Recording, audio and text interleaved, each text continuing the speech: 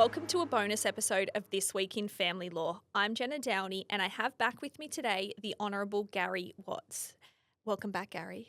Thanks, Jenna. Nice to be back. It's nice to have you back again. This is part 2 of our 2-part series where we talk about recent cases in the Full Court and Div 1. We will talk about Estoppel in property cases where there have been findings about family violence in earlier proceedings, identifying the power when making interim financial orders, and the fate of Robb and Robb after the 2025 property amendments. We will provide viewers with a list of cases in the show notes as well. Now, Gary, let's first talk about Estoppel. Sometimes it happens that parenting and property cases are bifurcated, and in the earlier parenting hearing, evidence about a history of family violence between the parties has been explored and findings made. The issue of Estoppel was considered in a recent case of Bhaget and Sandhu. What happened in that case? Well, what happened is that in prior proceedings in relation to parenting, the wife had made a set of allegations about family violence, and that case had been heard. And in the trial judge's findings, he didn't address family violence in his judgment, so he made no findings about those allegations. In the property case, the husband was facing a claim by the wife under Kennan, under a Kennan argument. So this was a case prior to the 2025 amendments kicking in, but it would apply exactly the same today because the 2025 amendments did nothing but codify the case law that existed prior to the amendments. And what the husband argued was that the wife was stopped from running the Kennan argument in this property case because she'd already raised allegations of family violence in the parenting case, and the judge had made no findings about them. Mm-hmm. So what did Justice Schonell do with the husband's argument in this case? Well, he rejected it. He rejected it primarily because of the fact that no findings had been made. So there was no basis for an argument of estoppel, and he allowed the wife to run her Kennan case, which she ultimately was successful in doing. So the wife was able to present evidence about family violence in this case? Even though she'd presented it in the parenting case, yes. Mm. On the other side of the coin, have there been cases which have held estoppel arises when findings about family violence are made in earlier parenting proceedings and that those findings are binding on the parties in a property case and cannot be relitigated? Yes, that's sort of the other side of the coin. And there have been some cases. In 2010, I did a case called Damaini, and in that case, there were very serious findings made by Justice Rose in parenting proceedings between the two parties, finding the husband had committed serious family violence. When it came before me for the property hearing, the husband argued that he should be able to relitigate the allegations of family violence in the property proceedings before me. The wife claimed he was stopped from doing so because Justice Rose had made findings about the allegations of family violence, and she shouldn't be put to the pain and trauma of relitigating all of that evidence again. And I accepted her argument about that. I accepted Justice Rose's findings as part of the evidence in the property case, and again, the wife was successful in her Kennan argument in that case. And that case that you mentioned, I believe, is a first instance decision. Is there a full court decision? Well, that's rubbing it in a bit. Look, there is full court authority. I was involved in the fairly well-known Kennan case of Benson and Drury in 2020. And what happened in that case was Justice Berman, very similarly, had made serious findings about family violence against the husband in the parenting proceedings. And then when it came to the property proceedings, that trial judge had relied upon Justice Berman's findings in the property case, and the husband was stopped from attempting to rerun the family violence hearing in the property case. So that's full court authority for you. Thank you. I'm sure our listeners will be very pleased.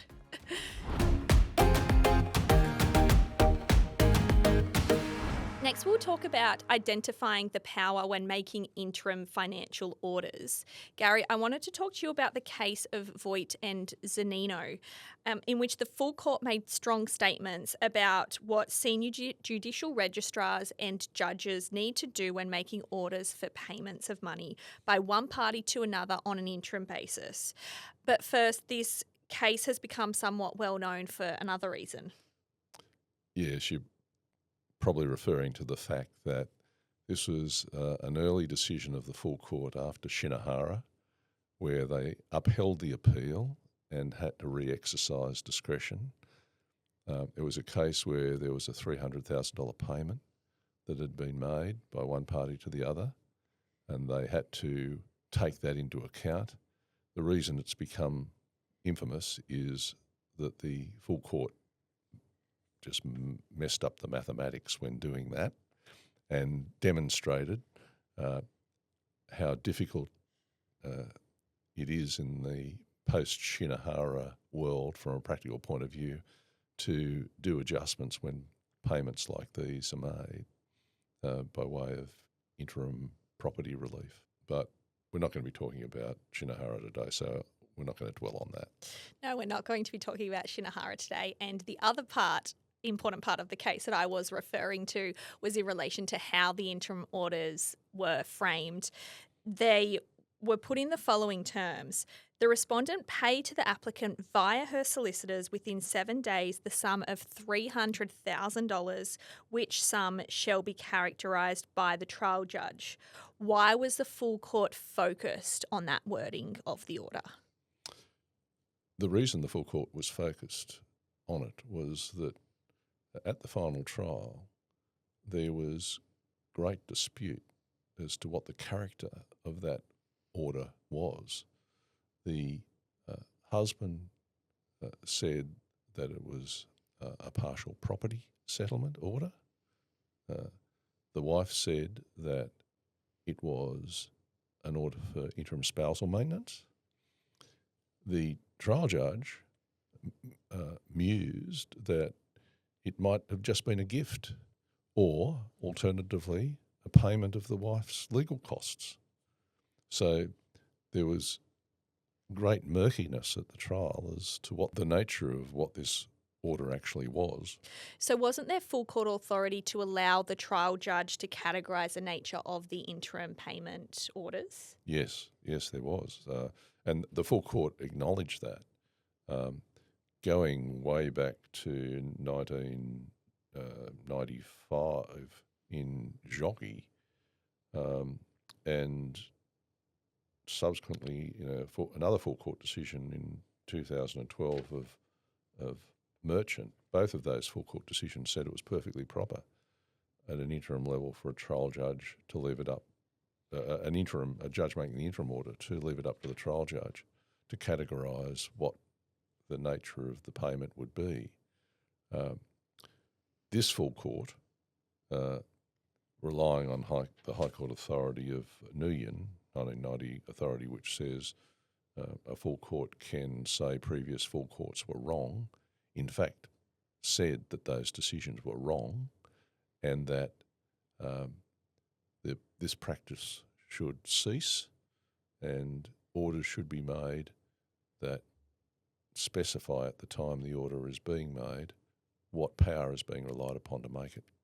So what options did the judge who had made the interim order have if the judge had categorised that the payment was ordered?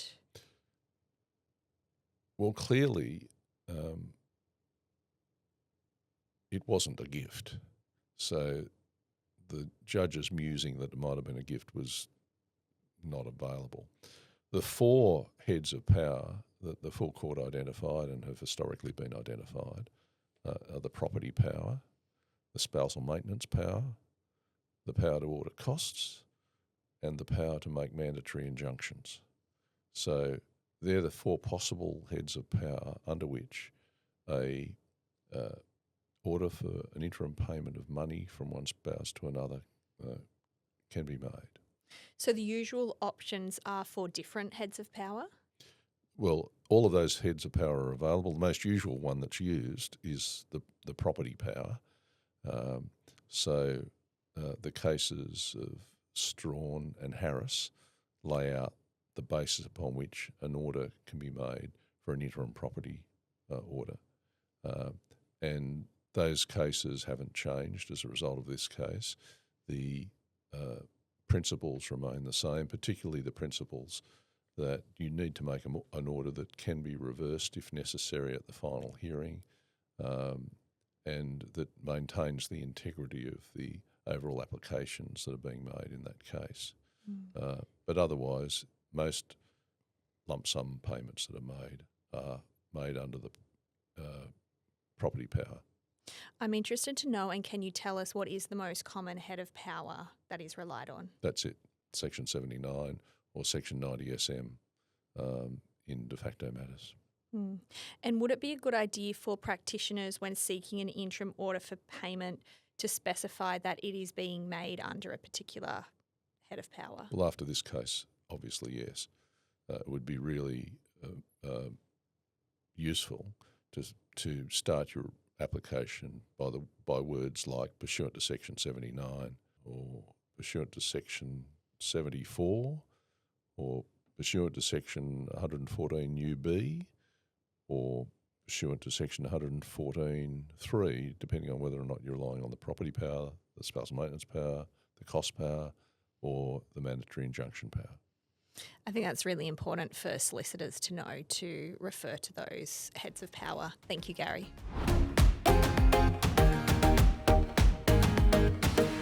Finally, we're going to look at the case of Robb and Robb and whether that has survived the 2025 amendments. Garry, for those viewers who aren't familiar with the case of Robb and Robb, can you give them a little bit more detail? Sure. Robb and Robb was decided back in 1994, and so has been good law since then. It deals with the question of how do you take into account contributions that have been made towards the welfare of a stepchild during a marriage or a relationship, particularly ones that have been of some length.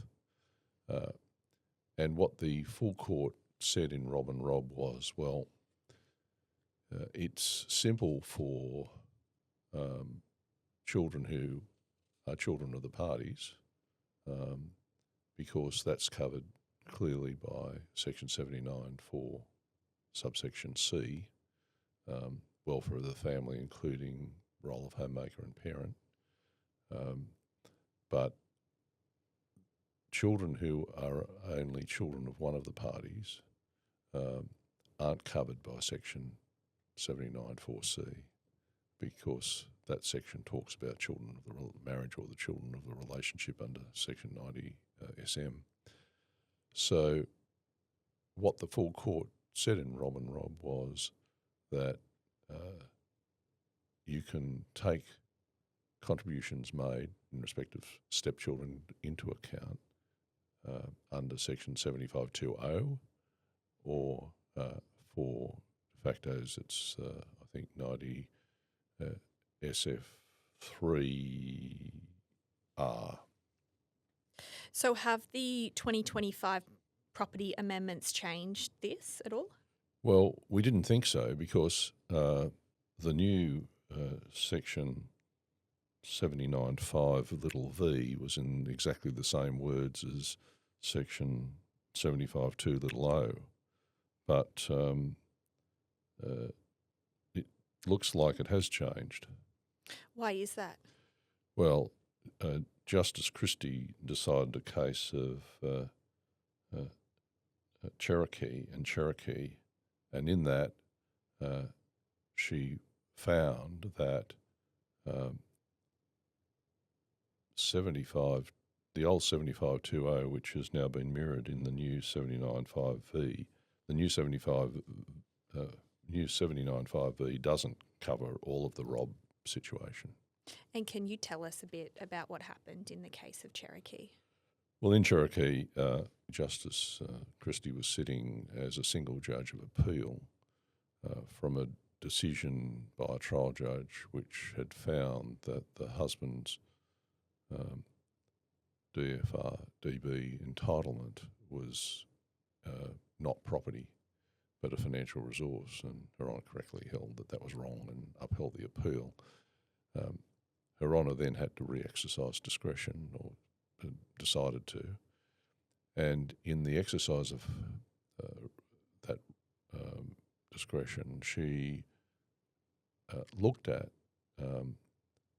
the role that the husband had played in making substantial contributions in relation to the wife's child of another relationship in terms of rent, education expenses, and the like, including a bond that he'd paid for her. So could those contributions be taken into account under the new catch-all section 79.5V? Well, it turns out yes, because Her Honour ultimately found that they affected the husband's present and future circumstances, those payments. But the more problematic comments flowed from Her Honour's reasons that related not only to financial contributions but to non-financial contributions. And what were Justice Christie's reasons in respect to past contributions for stepchildren? Well, first, I'll make the trite observation that Section 79.5V, which is the new 7520, is part of subsection 79.5. Her Honour was attracted by the heading of Section 79.5, which reads, considerations relating to current and future circumstances. Her Honour was then further attracted by the wording of the new Section 79.3, which is the section that's given us all the trouble in Shinohara.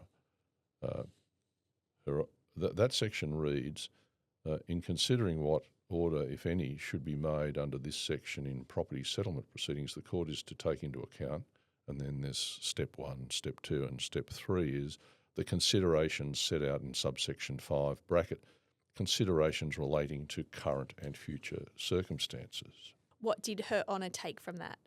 Her Honour opined that a plain reading of that subsection confined considerations which may be taken into account under 79.5 to only matters relating to current and future financial circumstances, and that would appear to preclude consideration of past Robb and Robb contributions under the catch-all.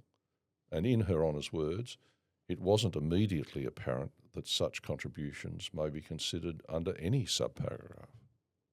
And what about material wastage? It is referred to in section 79.5D, and it's something that's happened in the past. Yes, that caused a problem for Her Honour, and she resolved that by saying, well, I can take that into account because if the waste hadn't happened, the parties would have been in a better financial position in the present and in the future. That was the logic by which she resolved that argument. Was there anything in the explanatory memorandum of the 2025 property amendments that would indicate that it was intended to abolish what was effectively good law for the last 30 years. No, there wasn't. And Her Honour acknowledged that. Her Honour actually said that the way Section 79(3)(b) little Roman 2 had been written was an unintentional or had an unintentional consequence of the nature that she was analysing. You earlier said that Her Honour was able to take into account the significant contributions to rent, bond and educational expenses that the husband had made for the stepchild. How is that? For the same reason that we've discussed about waste, Her Honour rationalised that those types of payments, being financial in nature and having been paid, have had then a current and future impact on the financial circumstances of the husband in this case. So she was able to rationalise it in that way. But doesn't the majority of cases where Robb and Robb has been relevant involve the non-financial contribution of looking after a stepchild in the role of homemaker and step-parent over the period of the relationship? That's correct. And in Her Honour's words, that it wasn't immediately apparent to her that such non-financial contributions may be considered under any subparagraph. Gary, this is a very poor outcome for someone in the relationship, particularly a woman who has perhaps entered into a new marriage with a widower, with a young baby and looked after that child through a marriage. Is there any way around that? Well, I think the only way around it is to point to Section 79(2), which hasn't changed. The fact is that when making an order to alter property, you have to make an order that is just and equitable. And if standing back, having done the first three stages, you end up with an outcome that doesn't recognise massive contributions made in the role of homemaker and parent to a stepchild by, usually, as you say, a woman, that is not a just and equitable outcome. And there, I think, is probably wriggle room under 79(2), what used to be traditionally the fourth stage, of making some type of further adjustment to take that into account. Thank you, Gary, so much for joining us for another bonus episode. I know our viewers would have found this very useful to hear from you about those topics and those cases. It's always a pleasure talking to you about these things, Jenna. Thanks. We've loved being in your ears this week. Don't forget to like, subscribe and share this episode. We look forward to you joining us for the next episode.